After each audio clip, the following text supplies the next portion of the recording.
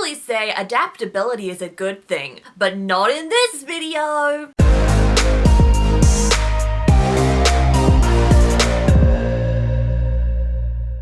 Hey guys, it's Amy here back again with another video. If media companies want big bucks, they turn to what is already out there. Thus starts the trend, and continues the trend, of adaptations. A very risky trend, if you ask me. I have already made a video up here about how bad it is for a writer to write a book because they want it to eventually turn into a movie. But that is not the only form of adaptation there is out there from movies to books. You can get adaptations into and from graphic novels, into and from animation and live action. There is a plethora of ways that you can adapt something out there. And in my experience, you rarely get any that live up to their source material. They suck and are obvious cash grabs. I can count the number of adaptations I consider great and successful on one hand. The Chicago movie, the Heathers musical, the Legally Blonde musical, the Mrs. Brown's Boys movie. That's it, that's all that I can remember. Everything else I'd consider mediocre at best. So let's dive into why I groan or get weary when stuff gets adapted. Number 1, the director's vision. This is probably the number 1 reason why an adaptation is doomed to fail. No shit, Amy, you put that at the top of the list for a reason. Directors have very specific ways that they want to tell an existing story when it gets adapted. This could either be for fan service, some kind of artistic vision, or it could be just to make the story more marketable. There is a very high chance that whatever the director's vision is in all of this won't match the vision that the creator had when originally writing the work. You can especially see this in different adaptations of the same work. The most famous example of this would be Percy Jackson's film adaptations. Literally every single list that has the top 5 worst adaptations out there, Percy Jackson is going to be on that list. This is because Riordan allegedly had no input into this aside from giving the company and the director the rights to it. The plot of The Lightning Thief was changed to a semi-MacGuffin quest with aged up characters, so it went from some quirky middle-aged story that the books originally had about Greek mythology into a very Americanized version of some kind of semi-gritty teen drama. But did you know that there has also been a stage musical adaptation that has been made in the past 4 years? When you compare the movie to the Lightning Thief soundtrack of the musical alone, you can see that the musical managed to capture that Riordan and Percy Jackson essence a lot better than the film did. And then it also has the heartfelt songs which slap just as much as the actual heartfelt moments in The Lightning Thief. However, I do not know how much input Riordan had into this. I think he did some kind of promotion and thumbs up when it was happening, but aside from that, I do not know. This does make me curious with the web series, TV series thing that's going to be coming out and has been in development lately. However, yes, I still remain skeptical. I think everyone in the Percy Jackson fandom has remained skeptical since the Percy Jackson movies existed. Though there is shining lights with Riordan being way more involved than he has been with the movies. That being said, I don't know how much I'd like it because my vision of what the books are like when I read them is going to be very different when it goes on the screen. Which leads us into number 2, it will never be how you imagined. As I said, this is prominent when books are adapted to the screen or the stage. Theater of the mind is very different to theater of the not mind. When we hear that something has adapted, we are already making expectations based on the original source material. We always have something to compare it to, and if we happen to see the original first and love the original first, we're automatically going to have biases towards it versus the adapted format. We like what was done, we like what was envisioned or what we envisioned. So when it is remixed, we see these new ingredients that will give a sour taste, and sour is a taste that not everybody is fond of. Cats was already questionable in a musical sense, and when it was adapted into a film and when the announcements first came out, I instantly knew it was going to be a flop because you couldn't have chosen a worse musical to adapt. And the trailers just proved my point. I mean, look at their models. Filmmakers have this hideous obsession obsession with making things look hyper-realistic as much as possible. The Cats movie had many downfalls, but I think that was the biggest downfall, was that they wanted to make these creatures look as realistic as possible in spite of their human bodies. I had contemplated Cats being turned into a movie, but I was genuinely more expecting it to be an animation kind of movie. Like the Cats, they look like Kung Fu Panda or Zootopia characters. But their decisions to make things look hyper-realistic is inexplicably questionable. So even though I haven't seen the movie, my memory will forever be tainted by CGI furry Rebel Wilson. Number 3, you will always lose something. When an adaptation moves from one format to another, you are going to lose something. It's just a given fact. You cannot get the first-person inner monologue in a book the same way that you will be getting it with a movie. You will lose the glee of the game mechanics when a video game ends up getting adapted into a screen format too. Or in the case of the beloved 60s TV series, when Thunderbirds got rebooted in the mid-2010s, what ended up getting lost was the puppets. This was due to the companies that took it on being weary that the children would end up being scared of the marionettes that were originally used in the series.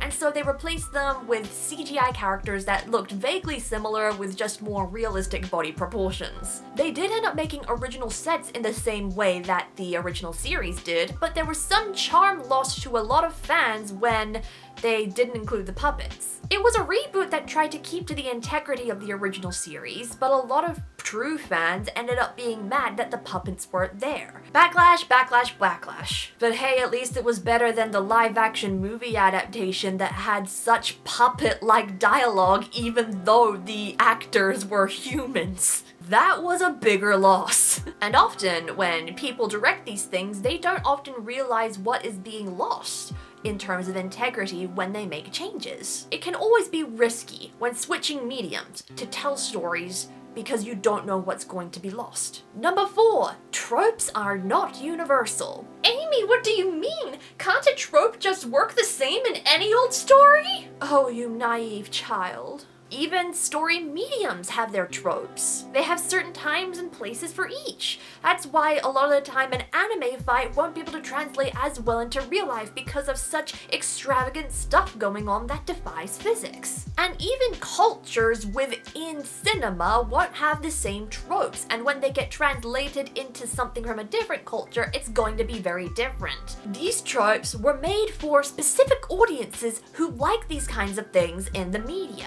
This may not be appealing or fitting right to someone who happens to stumble into it in a different format. Watching the Book Thief movie, the thing that let me down was Death. Death is a narrator in the original book and has the voice, the narration voice, and it offers so much insights and depth that the movie just wasn't able to capture. They instead opted for the generic kind of narrator found in every other movie. For such a huge character of the novel itself, the Book Thief movie ended up being very generic without it. Narration in a book is far different from narration in a screen format. That's because narration is always there and always required in a book, whereas for the screen, you don't necessarily need it, because pictures are being shown in its stead. In some cases, it makes narration completely redundant. Comment below any other experiences when you've found that tropes don't quite fit into other mediums. Number 5, do people want the same story twice? Some people can be very, very happy to relive a story in an adapted form. And while adaptation may boost its popularity,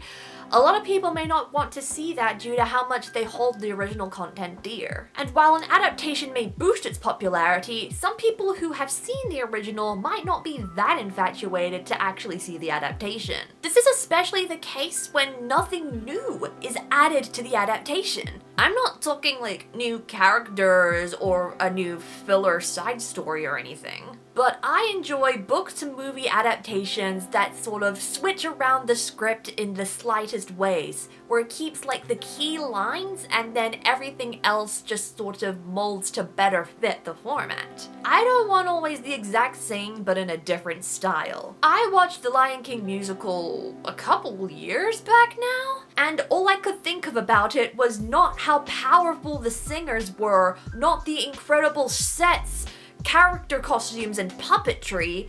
It was the fact that the script of the film was exactly the same as the script of the musical, bar like 2 scenes that they added in. I was waiting and waiting for some kind of different thing in there, some kind of new dialogue that can still have the same sort of interactions, but just with different words. I was waiting and waiting for something new to keep me hooked, and I just kept getting the same, and it felt like the biggest deja vu in my life. If anything, it made me feel uncomfortable and like I was being ripped off. So yeah, I'm that one freak that didn't like the Lion King stage musical, and I do not want to see it again. People may think differently on this, but that is my take. I respect your opinion, you can respect mine. And I usher that adaptations not be carbon copies, please and thank you. Number 6, limits. Limits everywhere. There are things that books can do that films can't, that animation can do, that audio formats alone can do. So when it gets transferred from one medium to another, there is going to be struggle on ways to make it work. In some mediums, there can be an acceptance of these limits, such as when it gets transferred to theater, because we are aware of what's happening in front of us. We are aware that reality has its limits. But we have higher expectations when it is not in reality.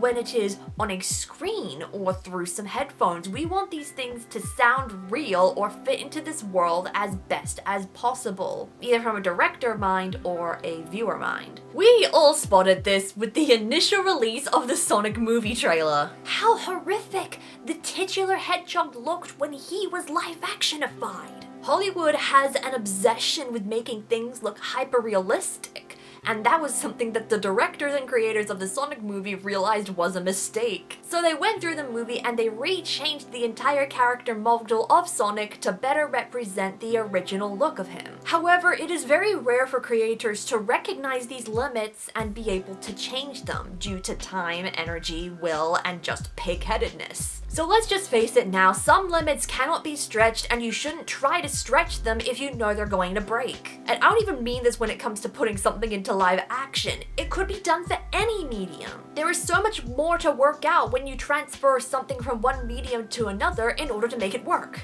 Number 7, the medium makes the story. This is the main reason why the adaptation will never feel the same as the original. The way that it is told matters just as much as what is being told. This is because a medium has very specific tools that need to be used in a very artistic and flavorful way to be able to tell a story well. This was evident when I was watching the Lord of the Rings trilogy, even when I haven't read the books. Nothing was cinematically stunning to the point where I felt emotional to me until Return of the King. And there were many scenes where I just looked at what was happening and I knew that it would be told better if it was in a written form. A more flavorful way to describe walking, fighting with orcs, walking, anguish, walking.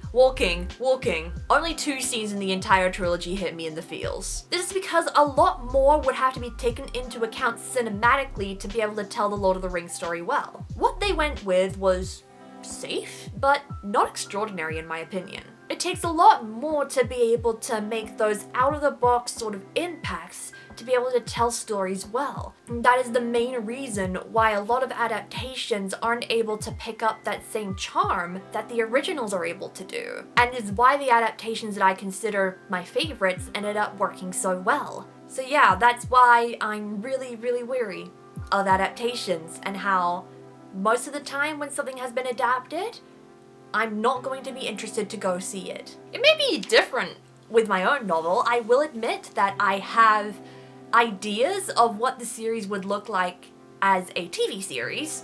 However, I know that there would be limits to it that might not exactly work. I'm not even talking about trying to get the magic on screen looking good. Just ways that they're going to have to tell and portray things, especially later down the line when it gets way more internal than it is external. So when that happens, I definitely want to be there for a lot of the creative process. I have some film training after all. But enough about that, I want to hear more of your thoughts in the comments. on adaptations. What else do you think makes them flop? Also, while you're here, be sure to hit that like button and subscribe if you are new around here. I post new videos every weekend on writing books and digital content for authors. If you want to see the original before it gets adapted, tough chance, check out ASTER'S CODA Exposure, my fantasy novel, in the description below. An invigorating portal fantasy that is the fantasy version of Men in Black as you follow Abby Taka through the 3 worlds. You can also check down in the description for my Instagram, my Fiverr, my TikTok, and my website.